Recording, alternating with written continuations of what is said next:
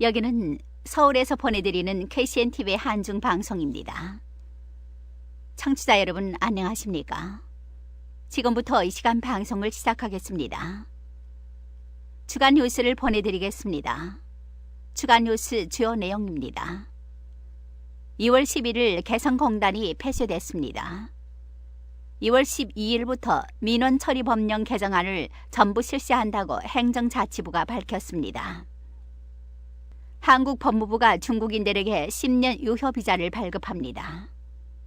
한글산업진흥원이 한글 필통 만들기 봉사활동 및 문화체험 프로그램을 실시합니다. 중국 최대 전자상거래 알리바바가 SM엔터에 355억 원을 투자했습니다. 문체부가 15일부터 문화누리카드 발급을 개시합니다. 서울시립청소년 활동진흥센터가 2016년도 청소년 참여기구를 모집합니다. 상세한 내용 보내드리겠습니다. 첫 소식입니다. 한국 정부의 개성공단 전면 중단 결정 하루 만인 11일 김정은 노동당 제1비서의 개성공단 봉쇄와 군사통제구역 선포로 남북 경협의 상징이었던 개성공단이 사실상 폐쇄됐습니다. 통일부와 개성공단 협의회 등에 따르면 지난 11일 오전 9시부터 도라산 남북출입사무소에서 개성공단 출입경이 시작됐습니다. 아울러 한전과 수자원공사도 정부의 위탁으로 전력 공급과 단수를 결정했습니다. 한국 정부는 최소한의 지원 인력을 제외한 민간 기업인 131명을 다음 주 초 전원 철수시킨다는 방침이었습니다. 이에 북은 같은 날 오후 5시 30분까지 개성공단 남측 인력을 모두 추방하고 입주 기업의 모든 자산을 동결하는 조치를 취했습니다. 이에 따라 남북 관계의 마지막 보루로 여겼던 개성공단이 사실상 폐쇄됐습니다. 개성공단은 과거 김대중 정부 시절로 거슬러 올라갑니다. 김대중 정부 시절인 1999년 10월 당시 정주영 현대 명예회장이 김정일 북한 국방위원장을 만나 공단 건설에 합의했습니다. 2000년 현대 아산과 북측 조선아시아 태평양위원회가 공업지구 개발에 관한 협의서를 채택하고 2004년 12월에 정식 생산을 시작했습니다. 초기 정부와 민간이 투자한 액수는 1조 190억 원에 이릅니다. 개성공단에서 생산된 제품의 생산액은 매월 약 50만 달러로 누계 생산액도 12년 만에 30억 달러를 돌파했습니다. 하지만 한국 정부의 개성공단 전면 중단과 북의 자산 동결 조치로 투자액은 물론 기업 신뢰도 하락과 2차 협력업체의 줄도산 등 유무형 피해까지 합산할 경우 피해액은 2조 원을 넘길 것으로 전망됩니다. 현재 한국 정부는 통일부를 비롯해 기재부, 산업부, 금융위 등 11개 부처가 참여한 개성공단 입주기업 지원 정부 합동대책반을 운영하고 있습니다. 입주기업의 피해를 최소화하기 위해서입니다. 다음 소식입니다. 행정자치부가 작년 8월 민원 사무 처리에 관한 법률이 전부 개정됨에 따라 법률 위험 사항 및 법률 시행 세부 사항을 규정한 시행령 시행규칙이 11일 국무회의를 통과해 12일부터 전면 시행된다고 밝혔습니다. 이에 앞으로 민원인의 입장에서 더욱 알기 쉽고 편리한 민원 처리가 가능하도록 민원 행정제도가 대폭 개선되게 됐습니다. 이번 개정안의 주요 내용은 다음과 같습니다. 첫째, 국민의 권익 보호를 강화했습니다. 고충 민원의 실지 조사 기간은 상한이 없어 민원인이 처리 기간을 예측하기 어려웠으나 이번 개정안은 14일로 실지 조사 기간의 상한을 두어 민원 처리의 신뢰성을 도모했습니다. 또한 동일한 내용의 고충 민원을 다시 제기하는 경우 감사부서 등에서 처리하도록 함으로써 내실 있는 고충 민원 처리가 이루어질 것으로 보입니다. 민원인 등의 개인정보 보호를 강화하기 위해 민원 담당자가 연 1회 이상 의무적으로 개인정보 관련 교육을 받도록 했습니다. 둘째, 민원 처리 절차 및 방법을 합리화했습니다. 노인, 장애인 등 취약계층이 손쉽게 민원을 신청할 수 있도록 민원인이 구술한 내용을 민원 담당자가 대신 문서로 작성해 민원 신청이 가능토록 했고, 신중한 처리가 필요한 다수인 관련 민원은 정전과 달리 민원조정위원회의 심의를 거친 후 정결 처리하도록 규정했습니다. 셋째, 정부 3.0 생애 주기별 맞춤 서비스 확대를 위해 처리 근거를 명확히 했습니다. 민원인이 다수기관 관련 민원을 통합 신청한 경우 접수기관에서 이를 통합 처리할 수 있는 근거를 구체화했습니다. 한편 민원처리법 개정으로 일반 행정기관 외에 헌법기관의 행정사무를 처리하는 기구도 이 법의 적용을 받게 됩니다. 다만 개정된 시행령에 따르면 민원 담당자 교육, 민원 처리 상황의 확인 점검 등 집행적 성격의 규정에 대해서는 헌법기관의 독립성을 고려해 자율적으로 정할 수 있도록 했습니다. 다음 소식입니다. 법무부는 2016년 한국 방문의 해를 맞이해 올해 말까지 단체 관광 비자 수수료를 면제한 데 이어 오는 1월 24일부터는 복수 4증 발급 대상을 확대하고 10년 유효한 복수 비자를 신설하는 등 중국인 관광객을 유치하는 데 힘을 보태기로 했습니다. 지난해 메르스 사태로 외국인 관광객이 일시적으로 급감했을 때에도 법무부는 중국인 관광객에 대한 입국 문턱을 상당 부분 낮추고 비자를 받는 절차도 대폭 간소화하는 등 선제적 대응으로 외국인 관광객 수를 거의 예년 수준으로 회복시킨 바 있습니다. 비자 발급 연령을 60세 이상에서 55세 이상으로 5세 낮추고 1회 입국 시 체류 기간도 30일에서 90일로 확대합니다. 비자 발급 연령을 낮춤으로써 약 8천만 명의 중국인들이 비자 발급 대상에 포함되었고, 입국 체류 기간 확대로 좀 더 여유롭게 대한민국의 문화를 경험할 수 있게 됐습니다. 변호사, 대학 교수, 공사기업 대표 등 전문 직업인이나 석사 이상 고학력자 등에 대해서는 한 번 비자를 받으면 10년간 자유롭게 사용할 수 있는 10년 유효 비자를 최초로 시행했습니다. 오는 3월부터는 단체 관광객에 대한 전자비자 발급을 중국 일부 지역에서 중국 전역으로 확대해 보다 신속하고 편리하게 비자를 받을 수 있도록 하기로 했습니다.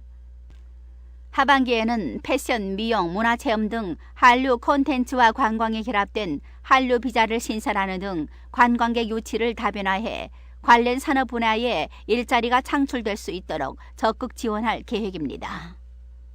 다음 소식입니다. 한글산업진흥원이 한글의 우수성과 아름다움을 알리기 위한 한글 필통 만들기 봉사활동 문화체험 프로그램을 실시합니다. 한글 필통 만들기 문화체험은 청소년 및 단체를 대상으로 한글의 우수성에 대한 강의와 함께 한글 디자인이 가미된 한글 필통을 만들어 볼 수 있는 문화체험입니다. 특히 아시아 언어문화연구소와 협력해 봉사시간을 인정해주는 봉사활동 프로그램으로 진행되고 있으며, 기증받은 한글 필통은 전 세계 한글학교, NGO 단체 등을 통해 해외에 배포됩니다. 프로그램은 한글의 가치에 대한 연사 강의와 한글 필통 만들기 체험으로 구성되어 있어 자연스럽게 한글의 우수성과 아름다움을 체험할 수 있습니다. 한글산업진흥원은 한글의 우수성과 아름다움을 국내외에 지속적으로 알려 한글의 세계화를 앞장서서 이끌어갈 것이라고 밝혔습니다. 체험을 통해 기증받은 한글 필통은 해외에 한글을 알리는 곳에 사용될 예정입니다. 다음 소식입니다. 중국 최대 전자상거래 업체인 알리바바 그룹이 소녀시대, 엑소 등 한류 아이돌 스타를 대거 보유한 연예기획사 SM 엔터테인먼트에 지분 4%를 투자하기로 결정했습니다. 또 중국 내 SM 엔터테인먼트의 음원 유통 등 모든 과정은 알리바바를 통하도록 파트너십을 체결했습니다. 11일 SM은 알리바바 그룹이 제3자 유상증자 방식을 통해 자사지분 4%를 보유하게 됐다고 공시했습니다. 신주 발행 가액은 주당 48,800원, 발행 주식수는 87만 주로 유상증자 금액은 총 355억 원입니다. SM에 중국 자본이 들어온 것은 이번이 처음으로 알리바바는 이번 투자로 이수만 SM 프로듀서와 국민연금, 브레인 자산운용에 이어 4대 주주에 올라섰습니다. 또 SM은 알리바바 그룹 산하의 알리바바 뮤직 그룹을 통해 중국 내 온라인 음원 유통과 마케팅, MD 등에 나선다고 발표했습니다. SM이 알리바바를 통해서만 음원을 공개하는 독점 형식은 아니지만 앞으로 다른 온라인 사이트에서 이들의 음원을 유통하기 위해서는 반드시 알리바바를 거쳐야 합니다. SM 관계자는 이번 제휴를 통해 향후 중국 온라인 음악 시장에서의 합작은 물론 SM의 중국 현지화 전략이 더욱 가속화할 전망이며 다양한 분야에서 시너지 효과를 창출할 수 있을 것이라고 밝혔습니다. 다음 소식입니다. 문화체육관광부가 문화소외계층을 대상으로 하는 2016년도 문화누리카드 지원 사업을 한국문화예술위원회와 함께 개시합니다.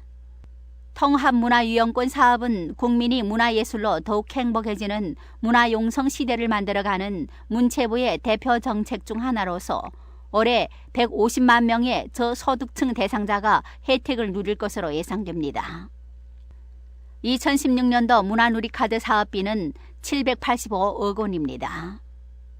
신청 대상자는 기초생활수급자 및 법정 차상위 계층이며 이들은 연간 5만 원의 문화향유 비용을 지급받습니다. 신청 대상자는 가까운 읍면동 주민센터나 문화누리카드 누리집에서 카드를 발급받아 이용할 수 있습니다. 주민센터 방문 시 이전 카드를 가지고 가면 재충전을 통해 좀 더 편리하게 사용할 수 있습니다. 2월 15일부터 지역별로 순차적으로 발급을 개시합니다. 지역 주민센터에서의 카드 발급과 재충전 신청은 2월 15일 광주, 전북, 전남, 제주 지역을 시작으로 3월 4일 서울 지역까지 6개 권역별로 순차적으로 진행됩니다. 온라인 신청은 3월 15일부터 문화누리카드 누리집에서 전국적으로 동시에 시작됩니다. 카드 신청 기간은 올해 11월 30일까지 약 11개월이며 카드 이용 기간은 카드 발급일부터 12월 30일까지입니다. 문화누리카드는 공연, 영화, 전시 관람을 비롯해 여행, 국내 4대 프로 스포츠 관람 등 문화관광 스포츠 분야에서 사용할 수 있습니다. 자세한 카드 사용처와 이용 방법은 문화누리카드 누리집에서 확인할 수 있습니다. 마지막 소식입니다. 서울특별시립청소년활동진흥센터가 청소년들이 눈높이에 맞춘 정책 추진을 통해 청소년 참여 기반을 확대하기 위해 청소년운영위원회, 서울특별시 어린이 청소년 참여위원회, 서울특별시 청소년 특별회의에 참여할 위원을 모집합니다. 서울특별시립청소년활동진흥센터는 청소년들의 사회 참여 확대에 따라 다양한 청소년 참여 기구를 운영하고 있습니다. 청소년 시설이 청소년 중심으로 운영될 수 있도록 하기 위해 기관의 의사결정에 참여하는 청소년운영위원회 HAND는 지역 내 청소년 활동 지원과 청소년 사업 모니터링 및 평가센터장 간담회 등을 통해 직접 눈으로 보고 경험한 청소년 활동에 대해 기관에 건의하여 변화할 수 있도록 하는 역할을 수행합니다. 서울특별시 어린이 청소년 인권조례에 의해 운영되는 서울특별시 어린이 청소년 참여위원회는 어린이 청소년 관련 정책의 수립 및 예산 편성 과정에 어린이 청소년의 참여를 보장하기 위한 기구로 서울시 어린이 청소년 관련 정책들을 제안하는 활동을 합니다. 만 19세 미만의 어린이 청소년들이 모여 5개의 분야의 정책들을 논의하고 다양한 의견 수렴을 통해 정책을 제안하고 있습니다. 청소년들이 발굴한 정책 의제 및 과제 등을 정부에 제안하는 청소년 특별회의는 청소년 기본법 제12조에 의거하여 운영되는 참여기구입니다. 다양한 청소년들의 의견을 수렴해 정책 분야를 선정하고 그 분야와 관련된 청소년 정책을 제안합니다. 또한 전년도에 제안했던 정책들이 이행되고 있는지도 모니터링하고 있습니다. 각 지역별로 운영되고 있으며 전국의 청소년들이 함께 활동하는 청소년 특별회의는 올해 12번째 회의를 개최할 예정입니다. 올해 제안할 정책 영역은 사회문화입니다. 사회 문화에 관심 있는 다양한 청소년들의 참여를 기대합니다. 이상 주간 뉴스를 마칩니다. 청취해주신 여러분 고맙습니다. 다음 주 이 시간에 다시 뵙겠습니다. 지금까지 진행해 아나운서 박예금이었습니다. 여기는 서울에서 보내드리는 KCNTV 한중방송입니다.